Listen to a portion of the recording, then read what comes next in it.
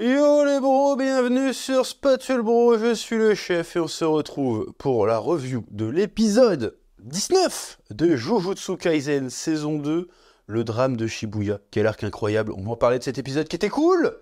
Quoique je le mettrais peut-être un petit peu en dessous des autres, il fait un petit peu, bon on va en parler. Mais avant, petit instant en promo, la campagne de précommande d'Isekai Ramon Light Novel, d'Isekai Fantasy parodique avec deux Kaira de cité qui se retrouvent dans un isekai à dealer de la drogue avec les elfes, les nains, les gobelins et autres créatures magiques et bizarres avec de l'épique, de l'action, du fanservice et beaucoup d'humour, bien évidemment. Et toujours disponible, à l'heure où je vous parle, on frôle les 220% de l'objectif initial. C'est incroyablement incroyable. J'ai posté hier sur la chaîne principale de Chef Otaku, le prologue en version livre audio. Je vous invite à y jeter un œil. Je rajoute aussi que dans la campagne, on a rajouté un concours, une loterie, pour gagner une formidable statue Majin Vegeta de Tsume HQS. La même statue Majin Vegeta que j'avais gagnée il y a quelques années lors du concours Quiz DBZ organisé par le youtubeur Cyprien. Voilà, je vous fais gagner cette pièce de collection, ce morceau d'histoire de la chaîne. Qui peut arriver chez vous. Pour ce faire, il suffit de précommander Isekaira. Les liens sont dans la description. Place à la review.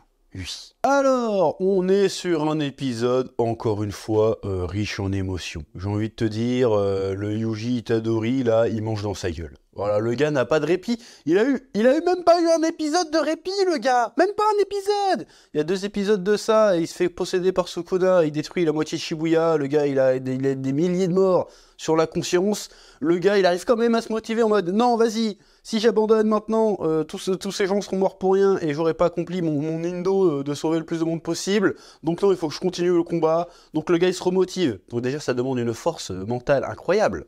Le gars, il est plus au fond de lui-même. Il arrive à aller plus loin. Il se relève. Allez, je vais péter la gueule aux démons. Enfin, au fléau. Mais bon, c'est des démons, c'est la même chose. Il arrive, il descend dans la gare. Il tombe sur quoi? Il tombe sur son pote Nanami qui est transformé en plateau de charcuterie par Mahito, et le gars, il a même pas le temps de souffler. Il était motivé, il était là, boum, il crève. Un de ses meilleurs potes crève. Il fait, oh non! Il s'énerve, gros combat de fou et tout. Il voit qu'il commence à avoir le dessus. Il est en mode, oh, c'est vrai que j'ai des amis, machin. Juste après, sa pote Nobara qui se fait fumer. Bah, tu te dis, mais le gars, jamais ça s'arrête en fait. Jamais ça s'arrête. Le gars, il va manger dans sa gueule encore combien de temps? Jusqu'à où il va tenir avant de craquer? C'est ça que je trouve intéressant. C'est pour ça que je comprends de moins en moins pourquoi je vois toujours sur internet des mèmes ou des trucs comme ça sur Jujutsu Kaisen qui dit que Yuji est le pire protagoniste des mangas récents. Bah non, il est super intéressant. Au contraire, le gars il arrête pas de manger dans sa gueule et il continue d'avancer. C'est l'esprit shonen authentique. Pourquoi les gens disent qu'il est... Alors peut-être qu'il est peut-être moins charismatique qu'un Gojo, peut-être que c'est pas le plus puissant de son manga, mais encore une fois, quel héros est le plus puissant de son manga? En général, le héros devient le plus puissant à la fin, pas en plein milieu, c'est complètement con. Donc je trouve le personnage très intéressant, je suis très curieux de voir où il va aller, quelle va être la suite de son parcours. En tout cas, la première partie de l'épisode, le combat qu'il mène contre Mahito, je trouve qu'il est vraiment très très stylé. Hein. Quand il arrive à l'acculer contre le poteau de la gare et qu'il le défonce là, l'animation elle est incroyable en vrai. Hein. Voilà, on nous dit toutes les semaines que les mecs qui sont les animateurs, ils sont au bord du burn-out. Bon, ça les empêche pas de performer, hein, sans déconner. Rien que l'épisode où il y avait Sukuna qui se battait contre Mahoraga ou Makora, je sais plus, je vois les deux noms tout le temps. Il était fini à 30% l'épisode. Tu te dis, ah ouais. Donc les gars à 30%, ils font déjà une masterclass, ils font déjà mieux que Dragon Ball Super. Qu'est-ce qui se passe? Mais là, en tout cas, je sais pas combien de pourcents ils étaient, mais c'était vachement bien fait là quand il enchaîne de coups de poing. C'est vraiment des attaques qui font très film d'arts martiaux. Ça fait pas combat d'animé. Je sais pas si tu vois ce que je veux dire ou pas. J'en ai déjà parlé dans les revues précédentes, mais en tout cas, la scène était stylée. En plus, pendant ce moment-là, tu vois qu'il reprend du poil de la bête. Il est en train de le défoncer. Il est là. Ouais, c'est vrai que j'ai des amis qui m'aident et tout. Je vais gagner. Ouais, on va y arriver. Je vais y réussir. Je vais réussir à faire que ce que j'ai accompli compte. Et juste derrière, eh ben non. C'est l'ascenseur émotionnel ultime. Je kiffe ce délire. Oui. L'autre star du jour de l'épisode, c'était bien sûr le personnage de Nobara. Kurizaki, je crois que c'est ça. Et si j'ai retenu le nom, franchement, je m'améliore. J'oublie les noms tout le temps, bref. Donc Nobara qui affronte Mahito. Alors j'avais posé la question là, justement, parce qu'on avait vu que Mahito s'était cloné. est-ce qu'elle a affronté l'original ou est-ce qu'elle a affronté le clone? Il se trouve qu'elle a affronté le clone, et que le clone, il est un peu nerf, il a un peu moins de pouvoir, c'est-à-dire qu'il peut se manipuler lui-même pour se transformer, mais il peut pas manipuler les âmes, parce que c'est ça le pouvoir de Maito, si je me souviens bien, c'est que lui, il peut toucher les âmes et les modeler comme il veut, c'est pour ça que quand il chope des crevards, il en fait des épées, il en fait des trucs, et c'est ce qui le rend dangereux s'il te touche, a priori, sauf si t'es exorciste, apparemment, il peut moins te manipuler cet exercice parce que ton âme est plus solide, est plus forte, moins malléable, du coup. Et si je me souviens bien, en saison 1, il avait eu du mal face à Yuji, parce que Yuji, quand il te met des grosses patates avec son énergie occulte, en fait, il tape directement ton âme. Donc ça le mettait en difficulté par rapport à ça, et il se trouve que Nobara, sa technique de vaudou, eh ben, elle touche directement à l'âme aussi, et du coup, ça le met aussi en difficulté. Et ça, c'est intéressant, parce que c'est ça qui est vicelard, parce qu'on nous fait comprendre qu'en fait, elle aurait pu gagner. Elle aurait pu gagner, elle avait l'avantage. Même face à l'original, elle aurait pu avoir le dessus, en fait. Et on te dit, oh, les deux, elles vont rejoindre Yuji, les deux vont se le fumer, ça va être incroyable, ça va être un bangers, comme disent les jeunes. Et au final, non, ça se passe pas comme on a prévu. C'est ça que j'aime bien. C'est ça que j'aime bien. Vas-y, on va tuer. C'est comme si dans Naruto, au milieu de l'arc Zabuza, tu butes Sakura, en fait. Bon, je sais que elle est pas comparable à Sakura, mais si on dit que Kakashi c'est Gojo, que Sasuke c'est Megumi et que Naruto c'est Yuji, bon bah forcément tu te dis Nobara c'est Sakura. Bon elle est beaucoup moins inutile et chiante que Sakura, mais quand même tu te rends compte Après on sait pas si elle est morte encore, mais en tout cas je trouve ça tellement couillu, tellement osé, tellement inattendu, tellement un peu jusqu'au boutiste et un peu fataliste en mode ouais le héros il va tout perdre en fait. C'est pas chaque fois qu'il va avancer, il va gagner, c'est chaque fois qu'il avance, il va perdre quelque chose. Je trouve ça génial comme approche. Et du coup, c'est un choc. Tu te dis, ah, mais Sakura qui meurt dans Naruto, tu te dis, oh. Tu vois ce que je veux dire ou pas? Ouais, je suis pas un peu parti en couille dans mes pensées, mais t'as compris ce que je voulais dire, oui. Donc, bref, et il y a encore cette approche bizarre des scènes de mort dans Jujutsu Kaisen. C'est-à-dire qu'il n'y a pas le côté, vas-y, attaque finale et, ah, impossible, je disparais. Il y a vraiment, tu vois pas forcément le dernier coup. Tu vois le dernier coup, hop, métaphore, allégorie. Là, tu vois on a un flashback. C'est pas un flashback d'elle en plus, c'est ça qui est intéressant, c'est un flashback de quelqu'un qui l'a connue. Et quelqu'un de random en plus qui l'a connue. Enfin, random. C'est pas une exorciste qui l'a connue, c'est une petite fille normale qui l'a rencontrée, c'est devenu sa meilleure pote. Et qui se met à se souvenir d'elle comme ça, de manière un peu. Genre, elle est en train de mourir, tout d'un coup, elle est en train de se dire, tiens, qu'est-ce qu'elle devient, Nobara? Et pareil, la grande meuf avec qui elles étaient potes. Tiens, qu'est-ce qu'elle devient Tu vois, j'aime bien cette approche-là.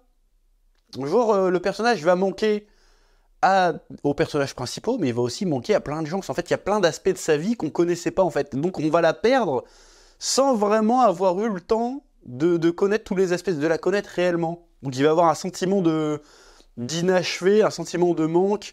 C'est une façon d'aborder la mort d'un personnage dans un manga qui est assez rare en fait, tu vois ce que je veux dire.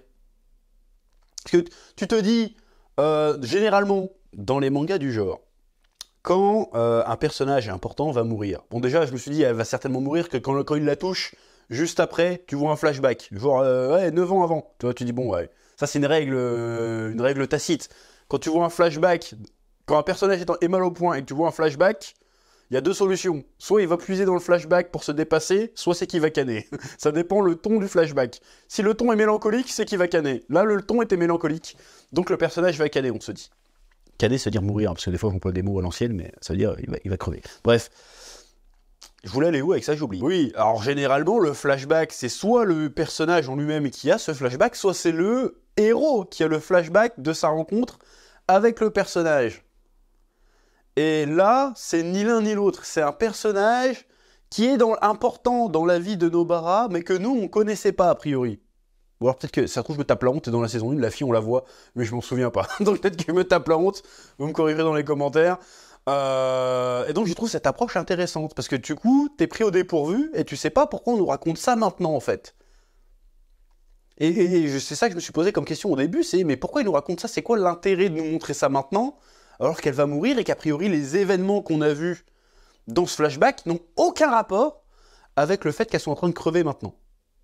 Alors qu'en général, il y a toujours un espèce d'écho, un espèce de... Et là, non, c'est juste pour justifier que oh bah, je vais mourir, mais en fait, j'avais des regrets. Et mon regret, c'est que je ne pourrais pas retrouver mes potes comme j'avais promis qu'on ferait, qu'on se retrouverait toutes les trois et qu'on papoterait autour d'un thé comme avant. Bah non, je vais crever, en fait. Tu vois, c'est juste ça.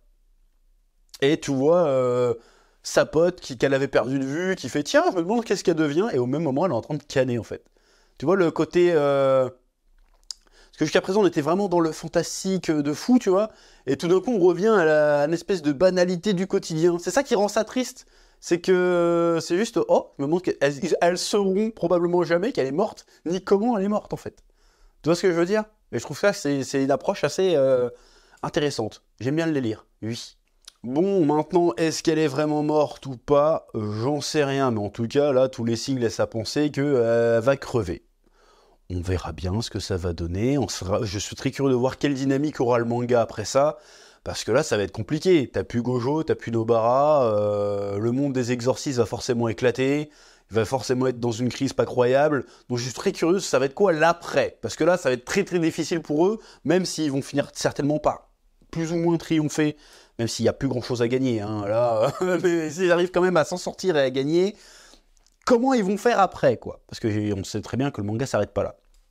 Bref, en tout cas, un très bon épisode. Bon alors, peut-être un peu moins spectaculaire et un peu moins intense que les 2-3 autres précédents, mais un épisode quand même réussi qui atteint sa cible, hein, qui arrive à susciter l'émotion, à susciter l'angoisse, avec ses moments badass et tout ce que tu veux, ça fonctionne. J'ai bien aimé que cette fois-ci, pour le moment des adieux de Nobara, assez sobre, on fait juste tu diras aux autres qu'on s'est bien amusé et qu'elle se met éclatée, ils ont pas mis la musique de l'opening.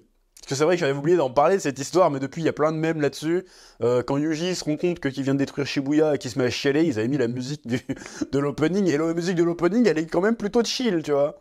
C'est très très bizarre. C'est comme si tu regardais un film méga triste, et puis tout d'un coup t'as fait tourner les serviettes derrière, quoi. Ça marche plus, ça nique l'ambiance. Bah là c'était un peu ça aussi.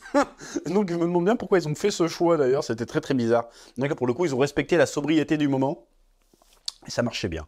Voilà donc un très bon épisode, une saison masterclass, comme disent les jeunes, un véritable banger, incroyable, je suis hooké, je suis accroché à Jujutsu Kaisen, je suis en train de devenir fan, j'ai déjà dit, va falloir que je lise le manga, et très très vite, et on va en reparler, parce que franchement c'était incroyable, voilà. C'est à peu près tout ce que j'ai à dire pour cette semaine, je vous laisse le soin de mettre un petit commentaire, un petit pouce bleu pour le référencement, ça fait plaisir, et je vous dis à très vite sur Spatule Bro pour de nouvelles vidéos, que la passion vous guide, oui.